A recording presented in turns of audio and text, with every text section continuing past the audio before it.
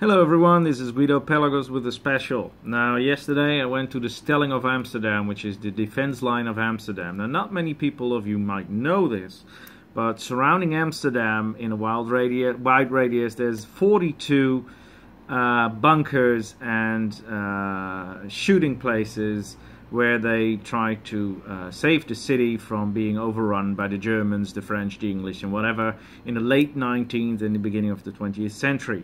Now, I'm not an expert on this. I just visited this for one of the first times in my life, and I'll give you a report of what I found and what I think was happening there and what I think my impression was. And the Defence Line of Amsterdam is especially made late 1900s, because everybody in this part of Europe was waging war with each other, and they saw that, you know, if you got a train or just a few good roads, you could just invade a whole country. So they decided to make this huge concrete structure around the city of Amsterdam, containing of 42 structural buildings more or less underground, where 250 soldiers per military area could be situated, so in totally 10,000 to defend the city of Amsterdam. And they would do this by flooding the water around Amsterdam and having on these strategic places the military bases to shoot everybody who came in close range. Now they had water locks, they used water locks, and they even punctured dikes, so all the water would flush in, and they regulate the height of the water to about 60 to 70 centimeters. What would mean that you can wade through it, but you can't use any kind of transport through it. The earliest car wouldn't go through it, horses wouldn't be able to go through it, and it would be too shallow for boats to go through it. So it's a very smart way to force the enemy to walk towards your city. So they would flood like 2 to 5 to 10 kilometers around the whole city of Amsterdam, to secure that nobody came in, and anybody who came close was quite vulnerable to be shooted off of one of the 42 military parts around the city. Now let me show a map of this. Alright, there you go. For the Americans under us, this is a map of the world, and if you see, Holland is right there. So this is a close-up of the map of Holland, with Amsterdam being right there. Limburg province. Now the difference between the Netherlands and Holland, you can't see the provinces here, more or less the states.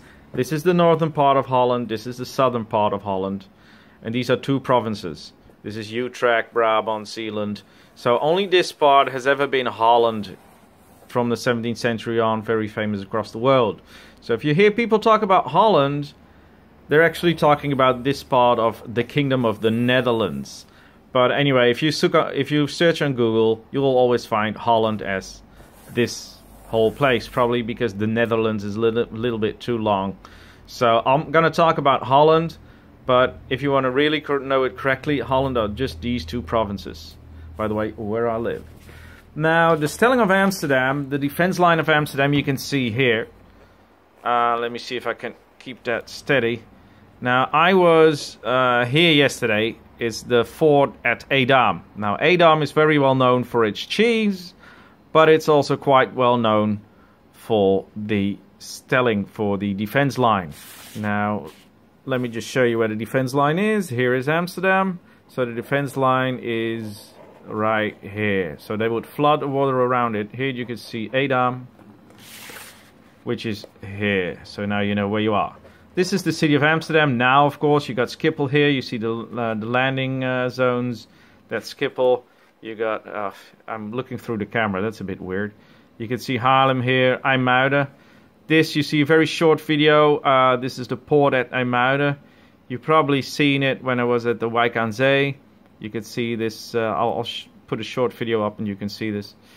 So yes, here around you can see all those 42 structural military bunkers and bases for the defense line. Now every blue what you see here is all the water.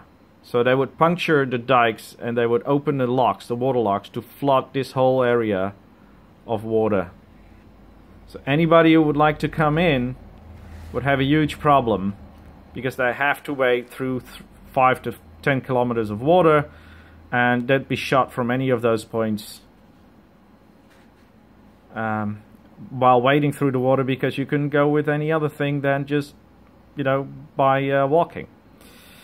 So that's more or less what I wanted to say about it. And you'll see, oh yeah, if you have these points, now interesting part is 300 meters from any of these military structures, the people were able to build wooden houses. In case of there's a war coming, all these houses would be burned, so the view would be wide and there would be no obstacles from view. Now, a lot of these bunkers and stuff, the military structures, they have been made with sand from the dunes. They took the boats straight up to here, unloaded all the dune sand, because all this is peat ground. So if you make a concrete structure on peat ground, it will just, you know, it will sink in the ground. So first they had to fortify the ground. So they took all this is the sea here, the North Sea, on the other side is England. So they took all the sand from the sea, put it all on the places where they wanted to make the bunkers and the military structures.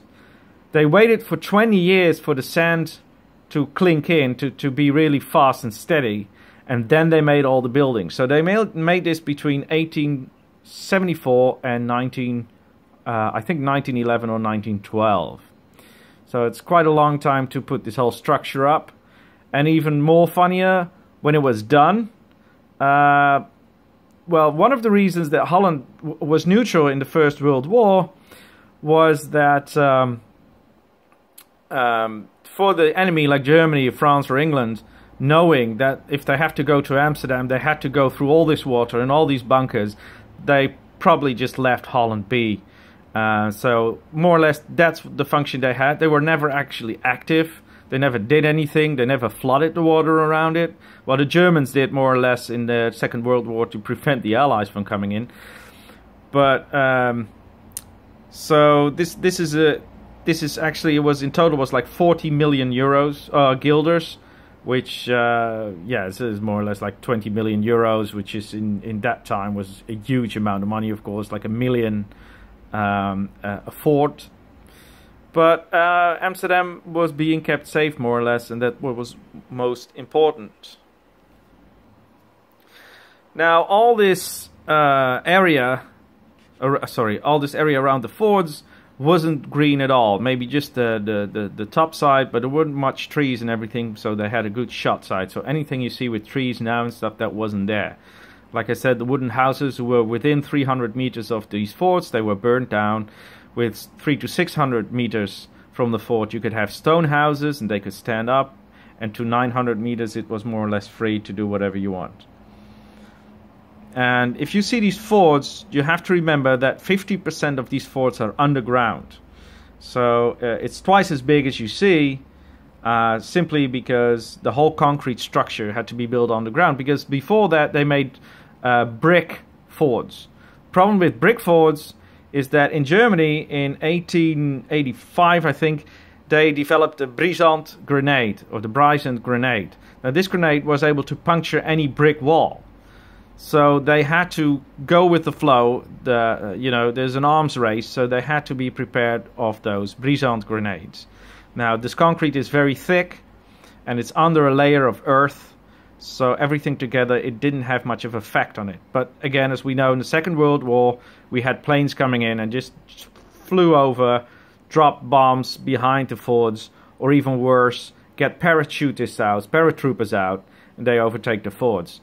So, but it's still, it's now UNESCO World Heritage, and it's absolutely, if you ever come to Amsterdam, it is truly, truly a joy to see, and it's very interesting to have a look. Now, I only went to the Edam, but I'm definitely going to visit the other ones as well.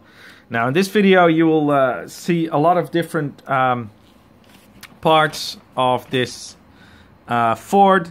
We're going to do the entrance. We're going to do the inside. There's even a part from There's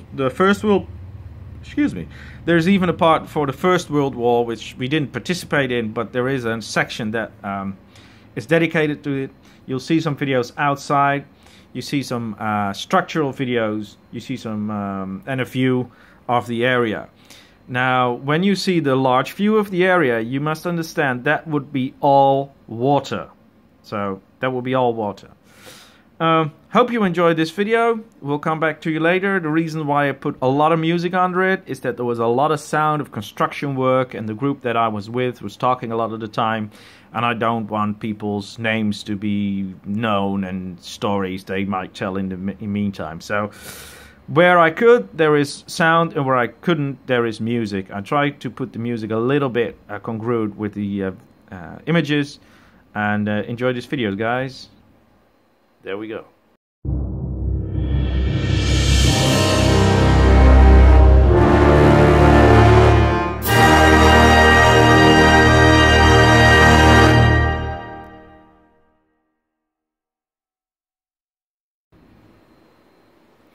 Okay guys, the first chapter of this video, we're going to go through the entrance, first impression of the building itself. Now notice, like you will see in the second part that it's straight afterwards, is that the building itself 50% is under the ground as above the ground. You can see the structural side, and I'll see you just before chapter 3.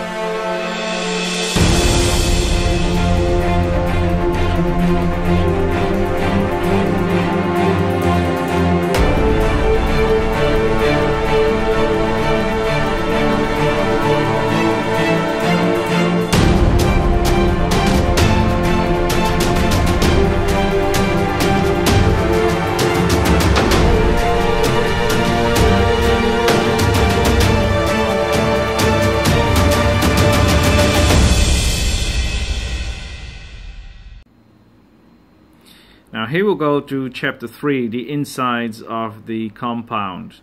Here you can see how they slept, how they ate, you can see the weapons, you can see the big pots and pans they used for the 250 soldiers who were there.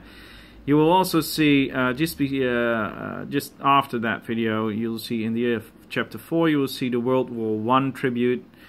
It will show the barbed wire, or no, the electrical wire that was spun between the Dutch border and the Belgian border, and you can see how they tried with barrels and crates to go underneath it, or go through actually these barriers, which was very dangerous because these barriers, these red thread, like it was called in the First World War, was under current of 2000 volts.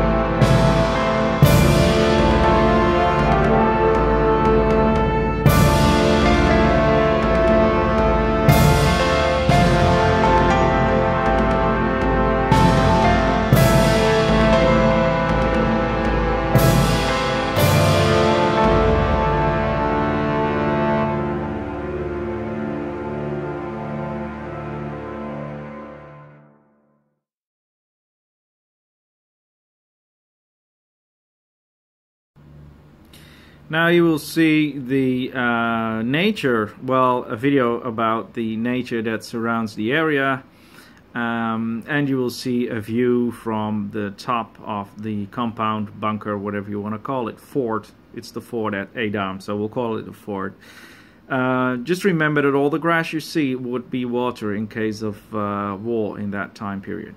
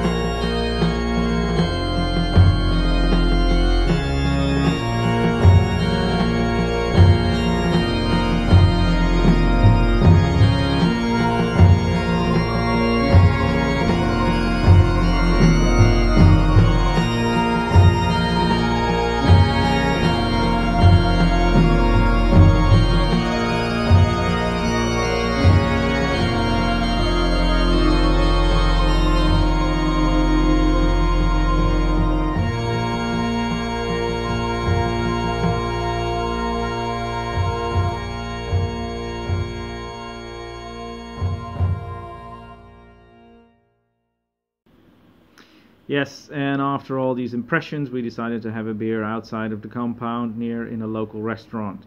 Now, these are a few videos that I took around the area over there. I hope you liked this video, and maybe there's going to be more of these compound videos because there's 41 to go. Hope to see you soon. Hope you liked the video. Ciao, bye.